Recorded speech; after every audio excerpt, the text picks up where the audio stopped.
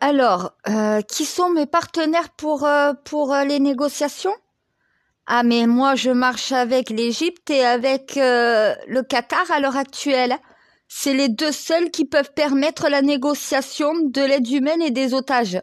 Donc, heureusement que mon frère qatari et que mon frère égyptien sont là pour maintenir l'équilibre avec moi. Je pourrais pas y arriver toute seule. Hein. Donc, qui m'aide le plus? Les deux pays qui permettent que l'aide humaine soit acheminée et que les otages soient libérés. Oui, mon Dieu. Non, mais heureusement que j'ai conclu des alliances avant tout ce bordel, moi. Les alliances fonctionnent bien. Et il y en a qui me disent, mais tes alliances, c'est quoi? T'es en alliance avec le Hamas. Mais ça veut dire que t'es pour le Hamas. Mes alliances ne sont pas des alliances de co-belligérants. Je n'ai pas de co-belligérants, moi. Moi, j'ai des alliances de bons procédés. Des alliances diplomatiques qui servent à régler des problèmes diplomatiques. Je fais pas partie du Hamas. Je suis en alliance avec le Hamas, en alliance diplomatique. C'est des alliances de bons procédés. C'est comme un mariage de bons procédés, voilà, c'est pareil. Il n'y a pas de co-belligérance. Je suis pas co-belligérante du Hamas. Mais j'ai une alliance avec le Hamas qui me permet de négocier. C'est ce que j'essaye de leur faire comprendre, les alliances. J'ai conclu des pactes de paix avec tous les chefs d'État du monde.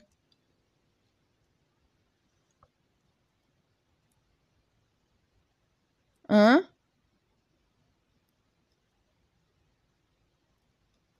Ah, mais ça, je le sais.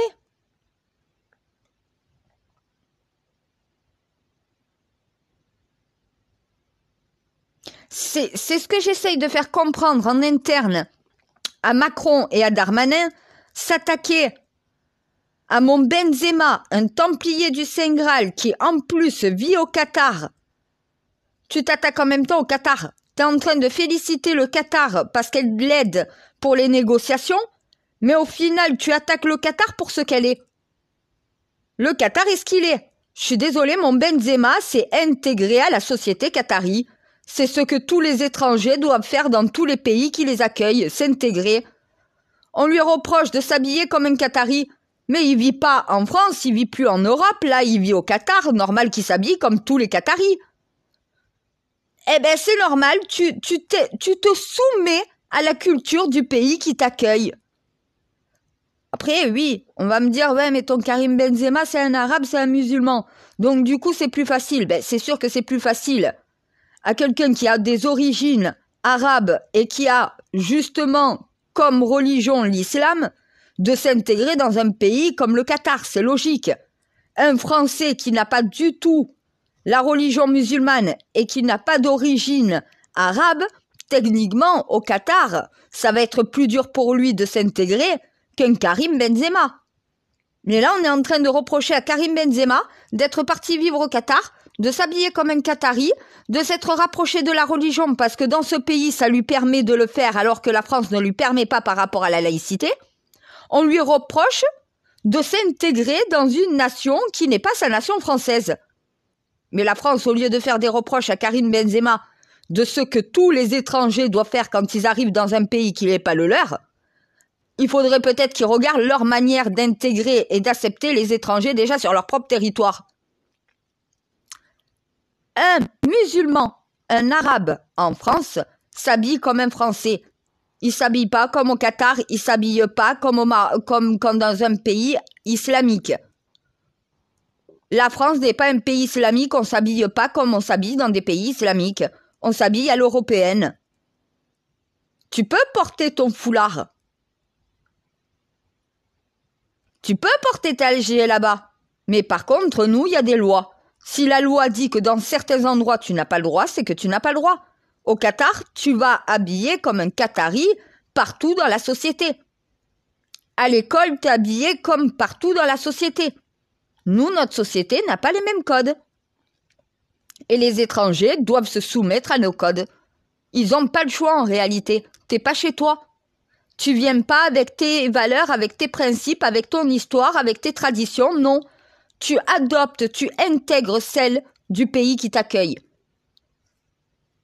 Voilà, Karim Benzema s'est intégré dans un pays qui de toute façon était payé pour lui. Ça correspond à ce qu'il est. Il est un musulman. Eh bien, un musulman dans un pays islamisé, c'est un musulman qui a le droit d'être totalement musulman dans sa religion. C'est pas le cas en France. Et ça, la France n'est pas capable de dire aux musulmans, vous n'avez pas le droit d'être les musulmans que vous êtes ailleurs dans le monde, chez nous. Vous devez être comme nous les Français. Si vous voulez pas vivre comme nous les Français, vous habiller comme un Français et vivre à la française, alors vous n'êtes pas dans le pays qui est fait pour vous. Allez dans un pays qui vous ressemble et là où vous pouvez vivre comme vous êtes. Ça ne veut pas dire que Karim Benzema ne reviendra pas vivre en France. Il travaille au Qatar, il est parti travailler dans l'équipe du Qatar. Il n'est plus dans l'équipe de France de foot. Il est dans l'équipe de foot du Qatar. Il vit là-bas. Il habite là-bas. Donc lui, il s'est rapproché de la religion comme tous les musulmans au Qatar. De quoi la France vient juger? Qu'elle juge un étranger qui ne s'intègre pas sur son territoire, c'est une chose. Mais un Français qui s'intègre au Qatar, il n'a pas à être jugé. Il fait ce que tous les étrangers dans tous les pays qui les accueillent doivent faire, s'intégrer. L'intégration, c'est ça. Donc c'est marrant, hein? Macron critique le Qatar, alors que c'est les seuls qui arrivent à me faire libérer des otages. C'est pas Macron, c'est pas Biden, c'est pas non plus... Ah non, c'est pas tout ça. C'est uniquement le Qatar qui arrive avec moi à faire entendre raison au Hamas. Si le Qatar n'est pas là, il n'y a pas de libération d'otages, ils sont tous morts à l'heure actuelle. Je crois qu'ils n'ont pas compris. Mais parce que justement, il y a une sécurité. La sécurité, moi je la mets en transmettant les ordres, mais c'est pas moi qui l'applique la sécurité après. Le Qatar fait le taf, l'Égypte fait le taf aussi. L'Égypte, ça fait longtemps qu'elle voulait faire passer l'aide humaine. Mais c'est Netanyahou qui veut pas. Quand Netanyahou veut pas que de l'aide humaine rentre, parce que les otages sont pas libérés, ben il faut bien l'Égypte pour faire rentrer l'aide humaine, et il faut bien le Qatar pour pouvoir négocier les otages. Comme ça, des otages sont libérés et l'aide humaine peut rentrer. Voilà, tout le monde y trouve son compte. Le Qatar a fait énormément de progrès. Même niveau loi. Après, ils ne vont pas changer l'identité de ceux qui sont pour coller à ce que les Européens attendent d'eux. C'est un pays arabe, un pays islamique, un pays où la politique est islamique parce qu'elle est musulmane. Parce que les pays arabes, les pays musulmans, leur politique est égale à la religion. Chez nous, la politique est supérieure à la religion. Ça leur pose un problème parce que pour tous les croyants, Dieu est supérieur à tous les États. Voilà. C'est un problème de croyance et d'incroyance.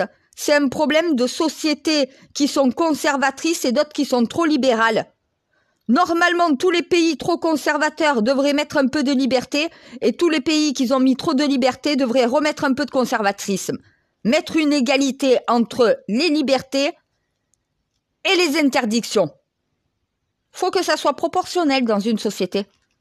Quand on interdit trop de trucs à des croyants et que les athées, eux, ont rien qui leur est interdit, tous les vices sont permis, au bout d'un moment, c'est normal qu'il n'y a pas d'entente et de vivre ensemble dans un pays. Les athées vivent dans un péché permanent et nous, qui évitons d'y être, on nous pousse à y aller dedans. Mais on n'en veut pas de cette société de péché. Et plus personne n'en veut. C'est le danger pour nos sociétés. C'est la haine, c'est la colère, c'est la fureur, c'est tout ce qui va pas. Voilà. Parce qu'il n'y a plus de valeurs, il n'y a plus de principes, il n'y a plus de moralité dans notre pays puisqu'il n'y a plus de religion. C'est la religion qui permet la morale, qui permet les valeurs et les principes, qui permet à l'humain justement d'obéir. C'est pas la loi, hein. Les croyants obéissent plus en Dieu et à ce qu'il y a dans nos textes saints qu'en nos textes de justice. La loi de Dieu est supérieure à la loi des hommes sur terre, puisque c'est à partir de la loi de Dieu qu'on a créé la loi des hommes. Donc la loi de Dieu est supérieure à la loi des êtres humains. puisque c'est la loi de Dieu qui a permis de créer la loi humaine. Et ça, c'est les pays ultra-conservateurs qui pensent comme ça. Alors que les pays libéralistes pensent l'inverse. Et une société qui va à l'encontre de l'autre ne peut pas vivre ensemble. Et oui, normalement, les musulmans doivent vivre dans des pays musulmans. Des pays chrétiens doivent rester chrétiens et des pays juifs doivent être des pays juifs. On n'a pas fait ce qu'il fallait. Et normalement, on vit ensemble entre personnes qui se ressemblent. C'est comme ça qu'il n'y a pas de bordel. Cette société de mondialisation où tout le monde est beau, tout le monde est gentil, tout le monde vit ensemble, c'est pas possible. On a des codes culturels, des codes religieux, des codes sociétals complètement différents les uns des autres. C'est pour ça qu'on parle d'intégration quand tu viens dans un pays qui n'est pas le tien. Voilà. Pas d'assimilation, parce que l'assimilation, c'est renier tout ce que tu es. Si la France veut que les musulmans en France deviennent des laïcs ou des athées, ça n'arrivera jamais. T'acceptes les autres comme ils sont, mais tu dois imposer les conditions que ton pays doit poser. Voilà. T'es pas au Qatar en France. T'es pas en France au Qatar. La façon de vivre des Français, tu pourrais pas vivre au Qatar de la même manière. Et en France, c'est pas le Qatar. Les Français, nos codes de société ne sont pas compatibles avec une société vivant au Qatar, à part si la personne est capable de s'intégrer. Et c'est ça le problème de l'intégration. C'est que les étrangers qui viennent dans nos pays comme ils sont dans leur pays à eux. Non, quand tu viens dans un pays qui n'est pas le tien, tu n'es plus ce que tu étais dans ton pays, tu vas devoir devenir ce que tu es dans le pays qui t'accueille, donc devenir comme tout le monde. C'est pour ça que si tu es capable de t'intégrer, oui, tu peux aller vivre dans un autre pays. Si tu n'en es pas capable, reste vivre dans ton pays d'origine. C'est la logique. Si tu veux vivre comme un vrai musulman, c'est que dans un pays musulman que tu peux le faire. Dans un pays comme nos pays occidentaux, tu ne peux pas, parce que la religion doit être effacée dans la vie privée. Alors que dans leur société, la religion fait partie de la société complète. Elle n'est pas que dans la vie privée des gens, elle est dans la société totale. Elle est dans la politique, elle est dans la justice, elle est dans tout. Parce que c'est la religion qui gouverne le pays. Ce n'est pas un État, c'est la religion. Mais ça, c'est les pays qui sont musulmans conservateurs. Le roi du Maroc est un musulman, mais pas ultra-conservateur. Mais il n'est pas ultra-libéraliste non plus, il est un juste milieu. Voilà. Tu peux vivre d'une manière occidentale, mais sans renier le côté oriental de ta nation. Un juste milieu. Le Qatar est en train d'essayer de faire comme le Maroc, de devenir ce juste milieu. Ni ultra-conservateur, ni ultra-libéraliste. Un juste milieu des deux. Et c'est ce que tous les pays devraient être. La France, on n'est pas bon élève non plus, hein. Le vivre ensemble, on n'est pas capable de le faire. Si tu n'es pas capable de tolérer tous les symboles religieux dans la société, alors il ne faut pas accepter des étrangers avec une religion différente de celle des chrétiens, des laïcs. Voilà. C'est une question d'intégration. Karim Benzema s'est intégré au Qatar. On ne va pas lui reprocher. C'est ce qu'il faut faire dans tous les pays qui n'est pas ton pays d'origine, qui n'est pas ton pays de papier. Quand tu es un Français qui a grandi en France, tu vis à la française. Quand tu quittes la France pour partir dans un autre travail, moi j'ai un collègue, il est français. Il vit en Chine comme les Chinois. Voilà, il respecte toutes les coutumes chinoises, il vit à la chinoise. Il est même devenu bouddhiste. Parce qu'il a changé complètement de mode de vie, il s'est adapté, il s'est acclimaté, il a adopté le mode de vie du pays dans lequel il est arrivé. Il n'est pas en France, il est en Chine. Donc il ne va pas vivre en Chine comme il vit en France. Ce ne sont pas les mêmes codes. Il s'est intégré à la société qu'il a accueillie. Il vit comme les Chinois, même s'il n'est pas chinois, parce qu'il n'est pas chez lui, il est chez les Chinois, il est chez eux. Donc, il doit respecter la façon de vivre dans laquelle on vit en Chine. En France, tu dois vivre comme les Français. Tu peux venir de n'importe où dans le monde, tu vas devoir vivre comme les Français. Tu n'es pas dans ton pays, tu es chez nous. Ce sont nos règles qui s'appliquent. Tu dois t'intégrer, tu t'intègres pas, tu dégages. Retourne dans un pays où tu n'auras pas besoin de t'intégrer parce que tu pourras rester comme tu es. C'est ça le problème de nos sociétés. Eh oui.